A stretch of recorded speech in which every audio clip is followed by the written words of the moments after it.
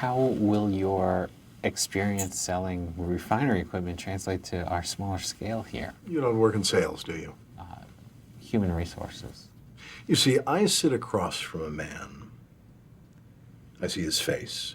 I see his eyes. Now, does it matter if he wants $100 of paper or $100 million of deep-sea drilling equipment? Don't be a fool. He wants respect. He wants love. He wants to be younger. He wants to be attractive. There is no such thing as a product. Don't ever think there is. There is only sex. Everything is sex. You understand that what I'm telling you is a universal truth, Toby. Yes. Okay, I'm almost a little concerned that you might be overqualified for the position. Do you think that you are? Do I look like someone who would waste my own time? No.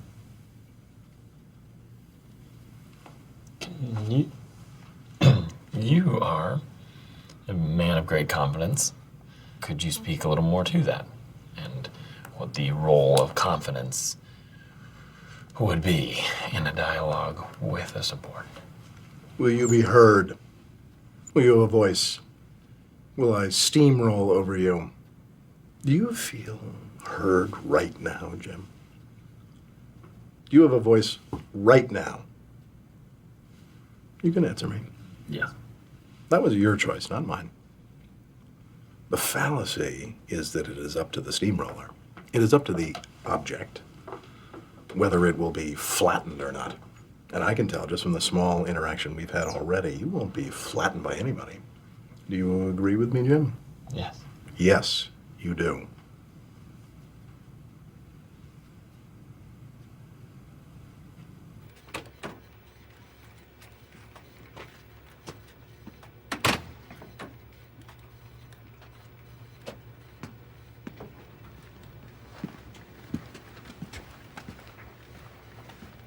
He creeps me out. But I think he might be a genius. Sorry. You like her. I do, yeah. She likes you. You know, we've both been into each other at different times and just never really synced up. Now we're in this weird dance. And now I'm we're afraid you've lost my interest. What makes you feel qualified to judge a place after a mere interview?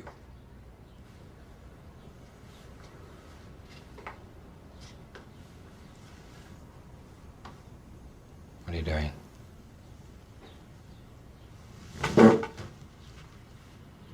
Stop trying to figure me out. I just did. You can't. It's done. No, it's not. I know you now. You don't Your know me. nature. You don't know me anything done. about me. Get out of Not my worth head. continuing. Stop trying to figure me out.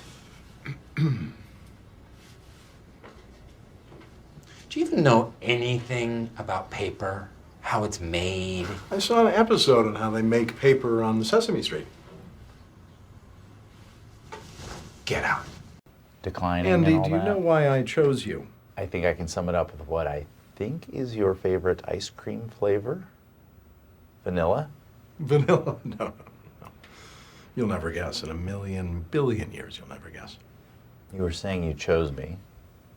There was a reason. Andy, can you inspire?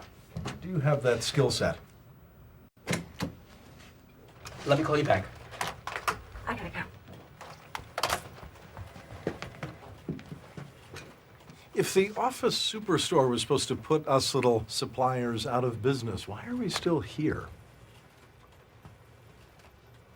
Yeah, This is where we go.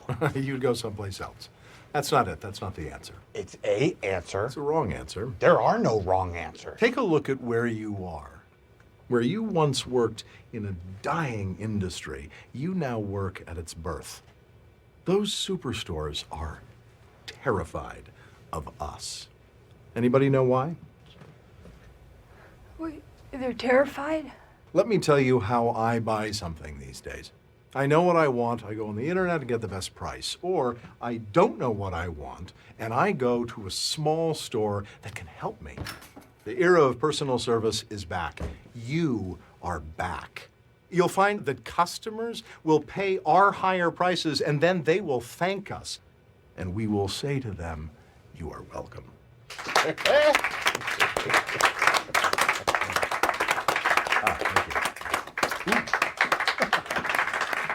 Andrew, I chose you for a reason. Lead these people. Show me the best numbers this place.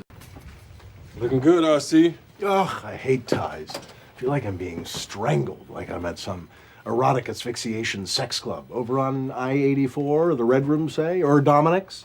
Robert, the senator was going to wear dark brown tonight. I'm sure it'll be fine. Jim, your daughter Cecilia, what does she think of the street? The street. Sesame Street. Oh, I didn't know anybody called it. She likes it a lot. She loves Elmo, Elmo, God save us, the Elmo era. right? Sesame Street was created to reflect the environment of the children watching it. The complete self-absorption of Elmo is brilliantly reflective of our time. Ours is a cultural ghetto. Wouldn't you agree? Yeah. She does like Elmo. Cultural ghetto. Totally agree. Completely. Apt analysis, Robert. The thing that I like about Elmo is the tickling. I should not be here. I was in the wrong. I'm sorry. Just picture me back there. I was never here. Hi, Robert? Can you come out here, please? It's really important. Just wanted to clarify something. Some people here are under the misconception that some people may be considered, let's say, top tier, and others would be second tier. I never said that. Thank you. Great. I said winners and losers. Is that what you're talking about? Oh, that actually might be what I'm thinking of. Can you clarify that? Let me tell you some things I find productive. Positive reinforcement. Negative reinforcement. Honesty. I'll tell you some things I find unproductive. Constantly worrying about where you stand based on inscrutable social clues, and then inevitably reframing it all in a reassuring way so that you can get to sleep at night. No, I do not believe in that at all. If I invited you to lunch, I think you're a winner. If I didn't, I don't. But I just met you all. Life is long, opinions change. Winners, prove me right. Losers, prove me wrong.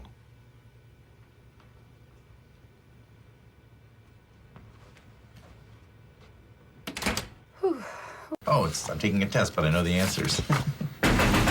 In 4 seconds, my wife is going to be coming through that door. I've told her she can work here. Under no circumstances can that be allowed to happen. There you are, honey. How on earth did you miss the elevator? What was that? I don't know. He wasn't talking to me. But if I were you, I wouldn't hire his wife. This is Andy Bernard, the regional manager. Hello, nice to meet you. Hey there, it's a pleasure. Welcome. Andy, would you be so kind as to show Susan around the office, introduce her to various departments, find a place where she'll shine? I would love to, but I have to be completely honest with you guys. We're 100% staffed up. Andy, let's see if there's a good fit first. Then we'll talk.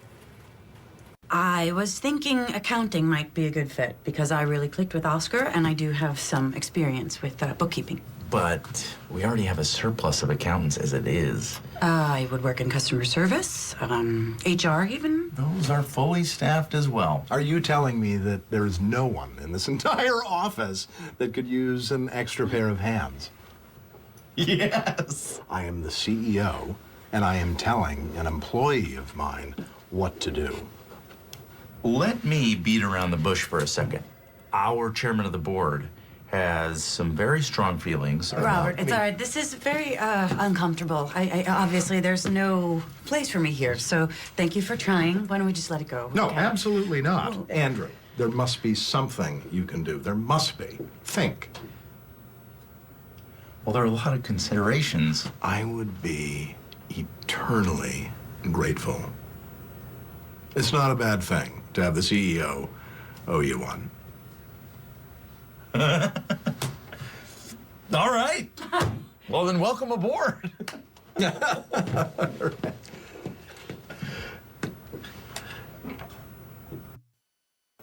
So what happens next? We get you over to HR and then get you set up with accounting. Hang on. Hello? Say hello, Grandma. Hi, Gam Cam. Hold one finger up to Susan. You'll just be a second. You numbskull. You were given a very simple task. I could not have been more clear with you. Now, say, are you taking your medicine? Are you taking your meds? Why can you not say exactly what I tell you? Undo this. Undo it. Cameras? Oh, still here. Terrific. Andy and I had a great conversation. And I just want to let you know that I am not going to be working here. Well, that's a shame. It just was one of those things. Is it? Because we talked about it, and it seems like that might be what you want, which Wow. is fine. Where did this come from? Did Andy say that? No, he did not, but I could tell he was struggling to understand what was expected. Well, what's the struggle? He made a great call, hired a great person. You sure about that? Absolutely. No games? No games. Because Andy seemed to think there was some information he was not able to share Okay, with me. enough of this. I mean, really, enough. It's gotten way out of hand. Andrew, this is my wife. Whatever privacy you were trying to protect between us, I thank you for. But it is not welcome right now. Just be honest. Andy, Yes. why do you keep looking at my husband? Andy, just answer the question. No games. No games. Okay. I mean, it was kind of funny, actually. Robert storms in and he says, in 4 seconds, my wife's going to be in here. I told her she could work here. Under no circumstances can that be allowed to happen. You lying son of a bitch. Tell my wife you're lying. I am lying. I am a compulsive liar. That's not true, is it? No, it's not.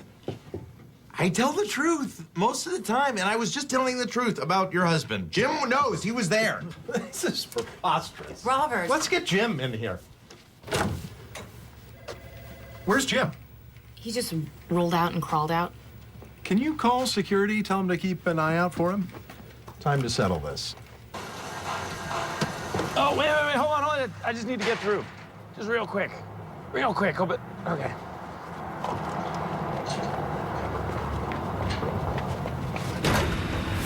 That's weird. Well, he's got to be around here somewhere.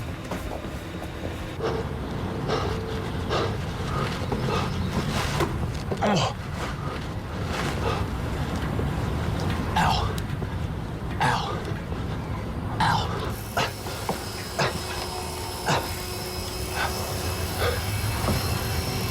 Creed, I was never here, all right? Okay. What about your friend? Oh, boy.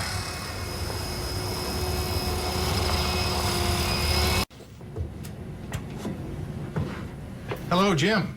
No. Thank you. Now then, how are we today? Fine. Just fine, Kelly? Everything all right? Mm-hmm. You feeling fulfilled in your life? I guess. You guess? So there is something you want that you do not have? Try not to think about it. Because it's too terrifying to imagine. Now we're cooking. What is it, Kelly? What is this great fear of yours? Never marrying. Yes. Dying alone, that is very scary. And how are you, Toby? So great. You know, No. What are we talking about? I was talking about my wife and how she believes in ghosts. And then we had a little debate, and then Meredith said that she believes in them too. You seem unimpressed. Ghosts don't scare you? I'm only scared of real things, like serial killers and kidnappers. Not things that don't exist, like ghosts or mummies. Mummies are real. There are mummies at museums. Yeah. You prank. It's true. They've been preserved for thousands of years. They're all over. Why on earth would a museum put a mummy in it?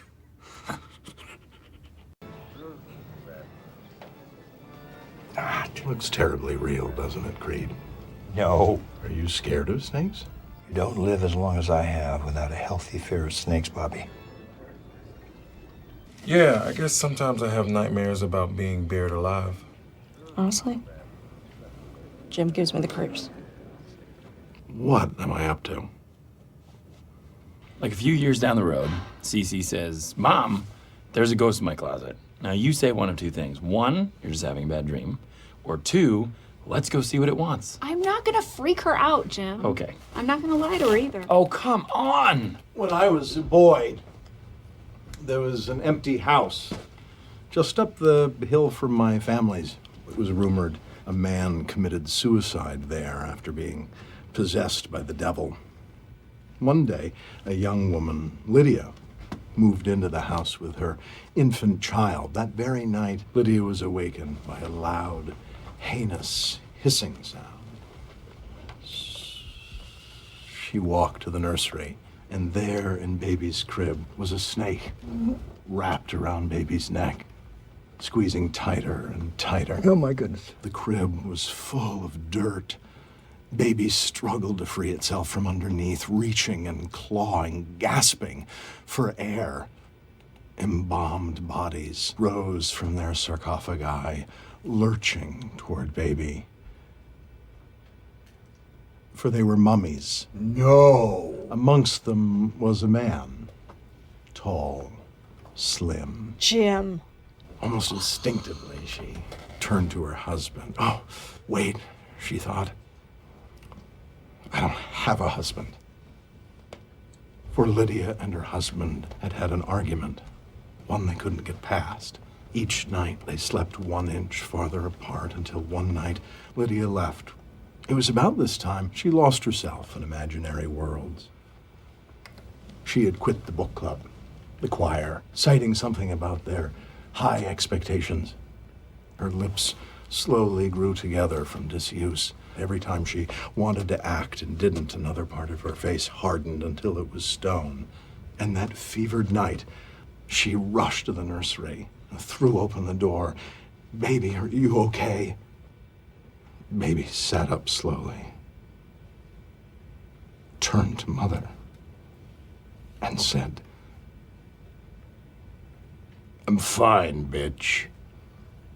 I'm fine.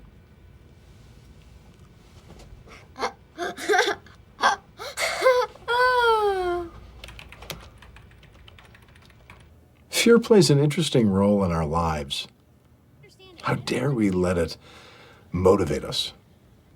How dare we let it into our decision-making, into our livelihoods, into our relationships? It's funny, isn't it? We take a day a year to dress up in costume and celebrate fear.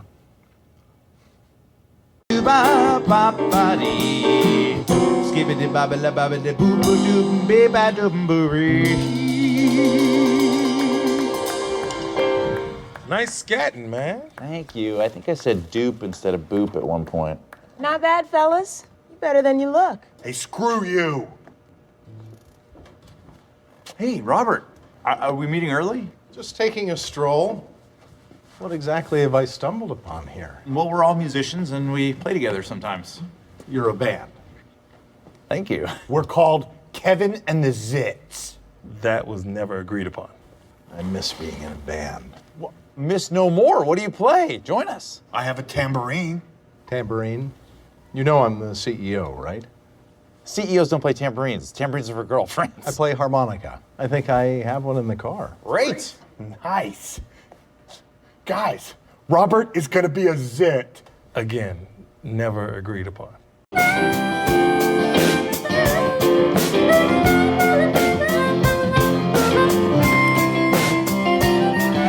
Hey, you found us. You guys sound great, man. Daryl, Andy, Kevin, this is Curtis Durow, local musician, and the officiant at my wedding. Local musician, local legend. I used to come here, you play every week at the Deer Head. Dude, you're on TV. You're the sportscaster on Channel 7. Go Eagles! You do that on TV. You guys mind if they join us? Oh, yeah, sure. Guys, I've got some instruments right here. Hey, why don't you and me play those? Yeah? Okay, this is awesome. What should we play? Maybe we should warm up with some scales. Midnight Rambler? Yeah. Midnight what?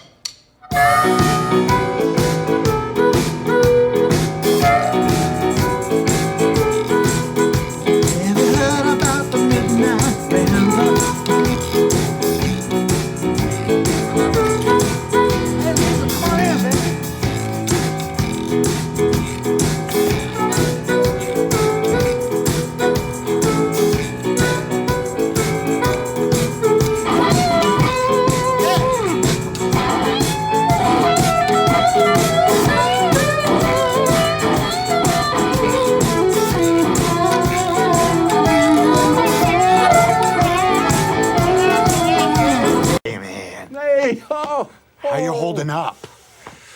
Because of your wife leaving you? Kevin? I actually appreciate the human intimacy. I feel like a kitten being cradled by a gorilla. Yeah. It's been 10 days since I had sexual intercourse. Well, you came to the right place. No, really. This party will cheer you right up. I hope so. The corporate party was wretched. I am so tired of the Black Eyed Peas. It's rock and roll for people who don't like rock and roll. It's rap for people who don't like rap. It's pop for people who don't like pop. Heartbreaking. Oh. Why did I choose Andy to run the office? Because he's all surface, uncomplicated. What you see is what you get. Could be a recipe for mediocrity, yes, but then again, it might just be why people fight for him. It's a Nard dog. That's my nickety name. I love it. I love it. Pull up your pants. There's something about an underdog that really inspires the unexceptional. No last name. Yeah, hello? You once put me on a list of the losers in the office. Well, this loser just got your biggest client to give him all their business. So hire me back. That business is yours. Don't, and I will find another buyer. You're blackmailing me. It's just business. Well, I will not be blackmailed by some ineffectual, privileged, effete, soft-penis debutante. You want to start a street fight with me, bring it on, but you're going to be surprised by how ugly it gets. You don't even know my real name. I'm the Lizard King. Say that we haven't always gotten along, and at times I've even hated your guts, but... Bye-bye. I win. Goodbye, Dwight. Robert! Race you to the clubhouse, gentleman's bet! Woohoo!